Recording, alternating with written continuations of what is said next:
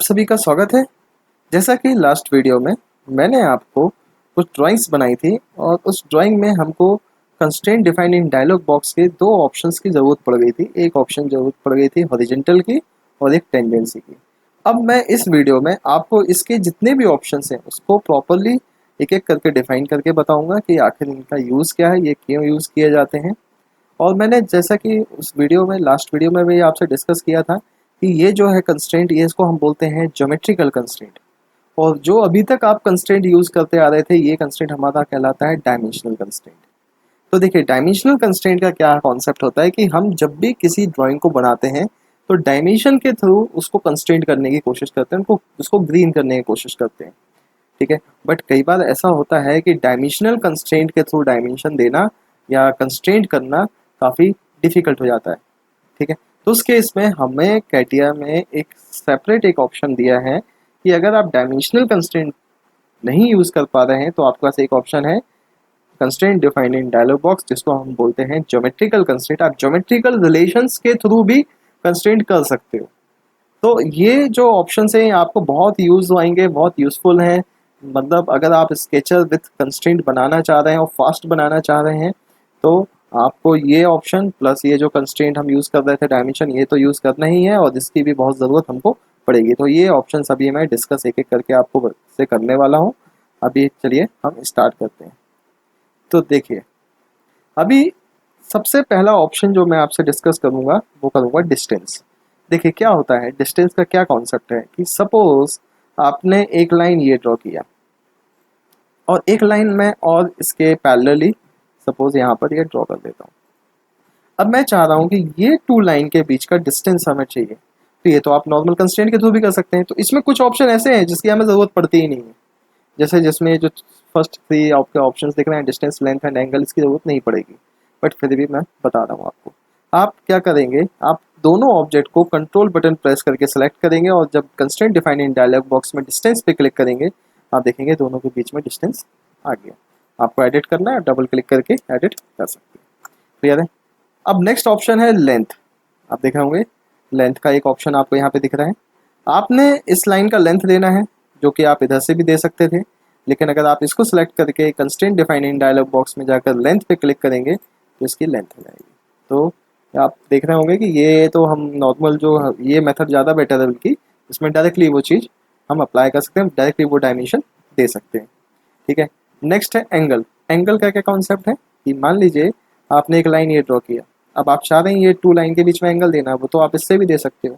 लेकिन अगर मैं कंट्रोल बटन प्रेस करके ये दोनों के बीच में यहाँ पर एंगल क्लिक करूँगा तो दोनों के बीच में हमें क्या डिफाइन कर देगा, ये एंगल दे देगा। आप देख रहे होंगे ये एंगल आ गया। ठीक है, और आपको जो भी एंगल देना है वो एंगल आप दे सकते हैं। अच्छा, अब एंगल का लेकिन पोजीशन चेंज करनी है तो आप यहाँ पे देखें एंगुलर सेक्टर दिख रहा है। आप यहाँ से सेक्टर्स में मतलब क्या होता है, हम एंगल की पोजीशन अपने रिक्वायरमेंट के हिसाब से चेंज कर सकते हैं। ठीक है, तो अभी मेरे को जैसे सेक्टर नंबर 3 चाहिए था, लेकिन पोजीशन इसकी ड्रैग करके इस साइड लेके आना है तो मैं यहाँ पे देखिए ये ले आया। ठीक है, तो ये होता है एंगल कंस्ट्रेंट। तो आपको ये समझ में आ गया होगा। अब नेक्स्ट मेथड, नेक्स्ट ऑप्शन जो है वो radius and diameter. Same circle के लिए जैसे लाइन के लिए लेंथ था, डिस्टेंस था, एंगल था, तो सर्कल के लिए अगर आप रेडियस डिफाइन करना चाहते हैं, डायमीटर डिफाइन करना चाहते हैं, आप देखेंगे ये आ जाएगा। ठीक है, अब नेक्स्ट होता है semi major axis, semi minor axis. ये हमें यूज़ होगा एलिप्स में। तो इसको मैं एलिप्स जब आपको बताऊंगा तब मैं इसको डिस्कस करूंगा। अभी राइट नाउ मैं इसको स्किप कर रहा हूँ। नेक्स्ट है सिमेट्री। ये बहुत हमारे यूज़ का है। कैसा यूज़ का है देखिए, आपको मैंने सेंटर रेक्टेंगल बताया, ठीक है, बट मान लीजिए आपने एक रेक्टेंगल ड्रॉ किया। आप चाह रहे हैं कि सेंटर रेक्टेंगल ही ड्रॉ करना था, बट आपने एक नॉर्मल रेक्टेंगल लेके सपोज इसको ऐसा ड्रॉ कर दिया। अब मैं क्या चाह रहा हूँ, मैं तो ये चाह रहा था कि इस एक्सेस के अबाउट ये रेक्टेंगल सिमेट्रिकल होना चाहिए था, वर्टिकली एंड हॉरिजेंटली। ठीक है, तो इसको हम सिमेट्री के थ्रू भी हम इसको कर सकते हैं। ठीक है, ये तो मैंने जस्ट एक ड्राइंग बनाई है, बट ये कई जगह आपको यूज़ होगा, मतलब रेक्टेंगल बस में नहीं, हर जगह यूज़ होगा। तो देखिए क्या करना है, सिमेट्री कैसे यूज़ करते हैं।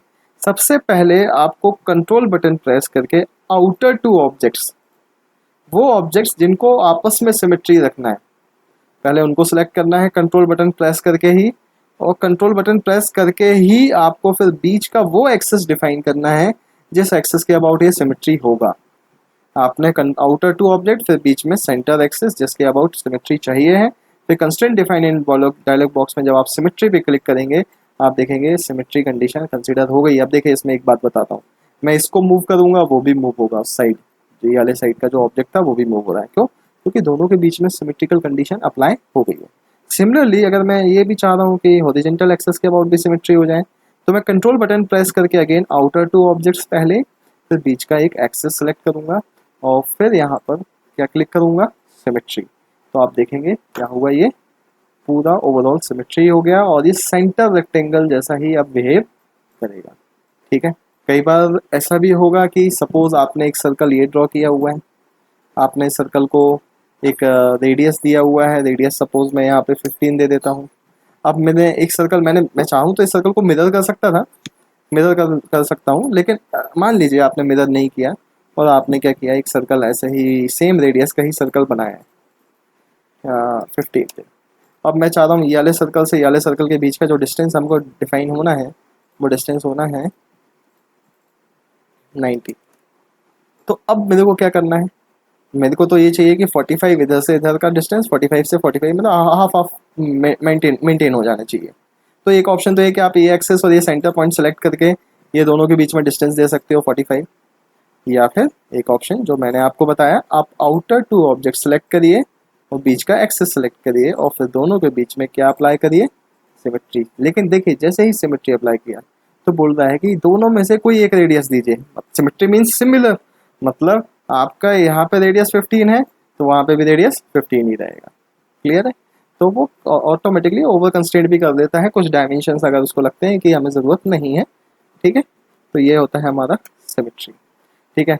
सिमिलरली एक ड्राइंग मैंने स्टार्टिंग में बताई थी, आपको याद होगा कि एक एक्सेस हमने ड्रॉ करी थी, सर्कल की एक ड्राइंग थी कि 2 एक्सेस हमने ड्रॉ की थी और दोनों दोनों एक्सेस के बीच का एंगल क्या था, 90 डिग्री था।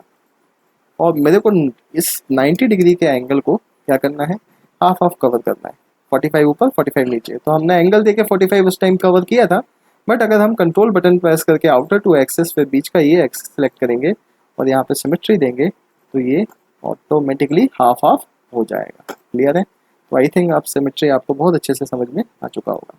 सिमेट्री के बाद है मिड पॉइंट, बहुत कम ज़रूरत पड़ेगी आपको। देखिए क्या है कि सपोज आपने एक लाइन ये बनाया, अब आपको इस लाइन के मिड से एक लाइन चाहिए था।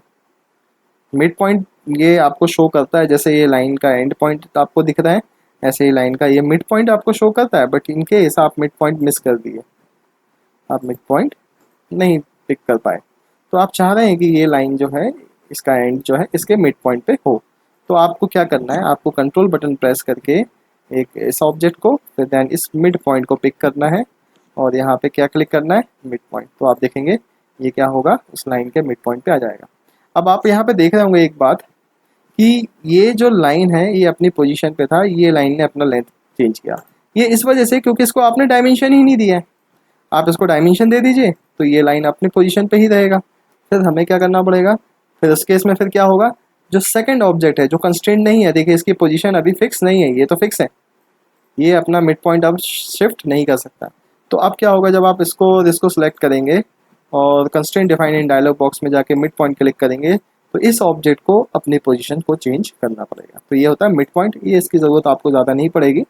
फिर नेक्स्ट रहता है इक्वी डिस्टेंस पॉइंट, ये ज़रूरत आपको इसकी ज़रूरत आपको पड़ सकती है।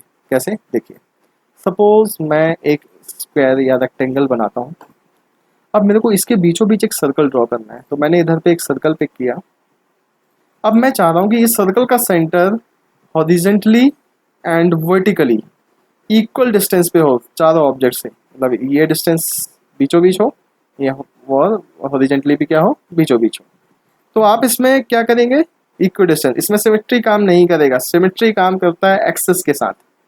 आप इसमें क्या करेंगे, आउटर टू ऑब्जेक्ट सेलेक्ट करिए पहले, फिर वो सेंटर पॉइंट या वो पॉइंट सेलेक्ट करिए जिसको वो दो ऑब्जेक्ट के बीच में लाना है। पहले आउटर टू लाइन, फिर बीच का सेंटर, फिर यहाँ पे आप सेलेक्ट करिए इक्वी डिस्टेंस पॉइंट। आप देखेंगे ये बीचों बीच आ गया। अब देखिए सर्कल से ऊपर के डायरेक्शन पे मूव करेगा। ठीक है। अब नेक्स्ट मैं चाह रहा हूँ कि ऊपर भी ना मूव हो, बिल्कुल बीचों बीच रहे, तो आप outer two objects again select करिए हॉरिजॉन्टल लाइन का, फिर बीच का ये सेंटर सेलेक्ट करिए और फिर यहाँ पे भी क्या देंगे इक्विडिस्टेंस पॉइंट। तो आप देखेंगे ये क्या हो चुका है। अब आप ऑब्जेक्ट को कितना भी कुछ भी चेंज करेंगे, ये सर्कल का सेंटर उसी पोजीशन पे ही रहेगा जिस पोजीशन पे इसको होना चाहिए। आई थिंक आपको ये भी समझ में आ चुका होगा। ठीक है, ये यूज़ होता है हमको। अब नेक्स्ट है एक ऑप्शन फिक्स, इसको यूज़ करना ही नहीं है आपको। फिक्स का क्या मीनिंग है कि आपने किसी भी ऑब्जेक्ट को जैसे किसी भी लोकेशन पे बनाया है, मैं आपको बोलता हूँ कि हमेशा ड्राइंग आपको ओरिजिन से स्टार्ट करना है ताकि वो कंस्ट्रेंट ड्राइंग बने। लेकिन अगर आपने ये ड्राइंग बनाई और आप चाह रहे हैं इसी को हमें फिक्स कर देना है, तो आप कंस्ट्रेंट करना है विदाउट ओरिजिन से स्पेसिफाई किए आप चाह रहे हैं कि ये ग्रीन हो जाए, कंस्ट्रेंट हो जाए। तो आप इसको कंट्रोल बटन प्रेस करके अगर यहाँ पर क्या सेलेक्ट करेंगे फिक्स, तो ये उसी लोकेशन पे उसको फिक्स कंसीडर कर लेगा, फिर उसको कहीं पे भी मूव नहीं करेगा। ठीक है, आप इसमें कुछ भी डायमेंशन देना चाहेंगे वो डायमेंशन को क्या शो करेगा, जैसे एंगल में देना चाह रहा था तो एंगल को क्या शो करेगा, ये ओवर कंस्ट्रेंट शो करेगा। इम्पॉसिबल बताएगा कि आप इसको चेंज नहीं कर सकते क्योंकि आपने जिस पोजीशन पे बताया है उस पोजीशन पे ये फिक्स हो चुका है। ठीक है, ये जो सिंबल है ना ये कहलाता है इम्पॉसिबल, मतलब आप एंगल दे ही नहीं सकते। आप एंगल देना भी चाहेंगे तो ज़रूरत इसको नहीं है क्योंकि आपने इसको जिस कंडीशन पे था उस कंडीशन पे उसको फिक्स कर दिया, तो उसको डिलीट करते हैं। ठीक है, इसको यूज़ नहीं करते हम ज़्यादा। अब नेक्स्ट है कोइंसिडेंस, ये बहुत यूज़ होगा आपको। कोइंसिडेंस क्या है, देखिए जैसे कि अगर आपने एक लाइन ड्रॉ किया ये, अब मैं चाह रहा हूँ इस एंड से एक लाइन हमें स्टार्ट करना है फिर से, तो मैंने लाइन पिक किया और मेरे को इस एंड से स्टार्ट करना है, एंड पॉइंट मेरे को दिख रहा है प्रॉपरली। बट इन केस आपने एंड पॉइंट को मिस कर दिया, आपने एंड पॉइंट मिस करते हुए एक लाइन ये बना दिया। आपने सपोज अभी तो एक ही ड्राइंग बनाया, एक ही लाइन बनाया, आप चाहो तो डिलीट करके दोबारा बना सकते हो, बट आपने सपोज ऐसा बहुत आगे तक निकल गए तो आप फिर उसको डिलीट करोगे क्या, पूरा ही डिलीट करना पड़ेगा। तो इस केस में फिर हमारे पास एक ऑप्शन होता है कि आप कंट्रोल बटन प्रेस करके इस एंड को सिलेक्ट करिए, फिर इस वाले एंड को सिलेक्ट करिए, दोनों एंड को जिनको आप क्या करना चाहते हैं, कनेक्ट करना चाहते हैं। दोनों को सिलेक्ट करके constraint define in dialogue box में क्या सिलेक्ट करिए, कोइंसिडेंस, मतलब मैं दोनों पॉइंट को सेम पॉइंट पे कोइंसाइड करना चाहता हूँ, तो ये कहलाता है हमारा कोइंसिडेंस। ठीक है, ये पॉइंट्स कभी भी मतलब ये काफ़ी यूज़ होगा आपको। सिमिलरली ये आपको सर्कल में भी यूज़ होगा। सर्कल में कैसे, जैसे आपने सपोज एक सर्कल ये बनाया, अब आप चाह रहे हैं सेम सेंटर पे एक सर्कल और बनना था, बट सपोज सेंटर मिस हो गया, तो आप क्या करेंगे, आप इसको सेलेक्ट करेंगे ये, और ये कंट्रोल बटन प्रेस करके रखना है, more than one object control button press करके सिलेक्ट होगा, और यहाँ पर आप क्या सेलेक्ट करेंगे, कोइंसिडेंस, तो दोनों सेंटर क्या हो जाएंगे, सेम हो जाएंगे। आगे समझ में। बाकी सर्कल में कोइंसिडेंस की बजाय एक सर्कल में ऑप्शन होता है जिसको हम बोलते हैं कॉन्सेंट्रिसिटी, ये ज़्यादा यूजफुल होता है और ज़्यादा जल्दी आपको ये करके देगा, फास्ट करके देगा। ठीक है, बाकी लाइन के एंड्स को अगर कनेक्ट करना है तो कोइंसिडेंस तो बेटर ऑप्शन है। ठीक है, अब देखिए सर्कल का कैसे हम, देखिए ये आप दिख रहा होगा कि ये कॉन्सेंट्रिक सर्कल की पोजीशन बन रही है कि ये सर्कल आपस में कॉन्सेंट्रिक है। तो देखिए क्या होगा, सपोज आपने एक सर्कल ये बनाया और सपोज एक सर्कल और बनाना था सेम सेंटर से, बट गलती से सेंटर क्या हो गया, मिसमैच हो गया। अब हम चाह रहे हैं दोनों का सेंटर सेम हो जाए, तो आपको सेंटर पॉइंट सेलेक्ट करने में थोड़ा सा टाइम ज़्यादा लगेगा क्योंकि एक छोटा सा पॉइंट होता है। लेकिन अगर मैं कंट्रोल बटन प्रेस करके ये सर्कल का प्रोफाइल को सिलेक्ट करूंगा दोनों को, और फिर यहाँ पे क्लिक करके constraint define in dialogue box में जाके क्या क्लिक करूंगा, कॉन्सेंट्रिसिटी, तो ये क्या होगा, दोनों के सेंटर को मैच कर देगा। ठीक है, तो कॉन्सेंट्रिसिटी हम जनरली सर्कल्स को जब कॉन्सेंट्रेट करना होता है तब हम इसको यूज़ करते हैं। ठीक है, अब नेक्स्ट ऑप्शन आपको दिख रहा होगा टेंजेंट। टेंजेंट मैं आपको बता चुका हूँ, सपोज मैं चाह रहा था ये लाइन जो है इस सर्कल से टेंजेंशियली कनेक्टेड हो, तो आप ये लाइन और ये सर्कल दोनों को सिलेक्ट करिए कंट्रोल बटन प्रेस करके और दोनों के बीच में टेंजेंसी डिफाइन कर दीजिए, तो देखिए टेंजेंसी मेंटेन हो गई। ठीक है, सिमिलरली आप ये सर्कल और ये सर्कल को टेंजेंस चाह रहे थे, आप इसमें भी यहाँ पे क्या दे सकते हैं, टेंजेंसी। ठीक है, तो ये टेंजेंसी कंस्ट्रेंट था। फिर नेक्स्ट आता है parallelism. Parallelism means suppose two line आप चाह रहे हैं कि पैरेलल करने थे हमको, सपोज ये तो खैर वर्टिकल लाइन है, तो मैं दोबारा एक वर्टिकल लाइन मान लो मैं चाह रहा था पैरेलल लाइन बने, बट गलती से लाइन क्या हो गई हमारी, वर्टिकल नहीं बन पाई। तो एक ऑप्शन तो ये है कि हम इस लाइन को वर्टिकल कर देंगे, ये मैं पहले ही डिस्कस कर चुका हूँ। तो ये देखिए ऑटोमेटिकली पैरेलल भी हो जाएगा, पैरेलल अब देने की ज़रूरत इसको नहीं है। लेकिन मान लीजिए कोई लाइन एक इंक्लिनेशन में है और आप चाह रहे हैं इसी इंक्लिनेशन लाइन के पैरेलली ही एक लाइन और बने, बट आपने देखिए जब हम ये बना रहे हैं तो ये पैरेलल कंस्ट्रेंट ऑटोमेटिकली ला रहा है, बट इन केस आपने इसको मिस कर दिया तो आप इसको मैन्युअली क्या कर सकते हैं, पैरेलल कर सकते हैं। क्लियर है? सिमिलरली ऐसा ही परपेंडिकुलर के साथ भी है कि अगर आप चाह रहे थे कि एक 90 डिग्री की लाइन मेरे को यहाँ बनानी है, देखिए जब मैं लाइन बना रहा हूँ तो 90 डिग्री का सिंबल आ रहा है, बट इन केस आपने 90 डिग्री को मिस कर दिया तो आप ये दोनों को सेलेक्ट करके इन दोनों के बीच में क्या डिफाइन कर सकते हैं, परपेंडिकुलर। क्लियर है? तो आपको ये जो ऑप्शंस हैं कंस्ट्रेंट्स वाले, ये ऑप्शंस आपको बहुत यूज़ होंगे। मतलब क्या होता है जब हम स्केचेस बनाते हैं तो कई जगह हमें लग रहा होता है कि ये टू लाइन आपस में परपेंडिकुलर होनी चाहिए थी, नहीं हो पाई, हम परपेंडिकुलर कर लेंगे। सिमेट्री होनी चाहिए थी, सिमेट्री कर देंगे। कॉन्सेंट्रिक होना था, कॉन्सिडेंस होना था। तो हमें क्या है, डायमेंशन के विदाउट डायमेंशन हम क्या कर सकते हैं, उसको कंस्ट्रेंट कर सकते हैं।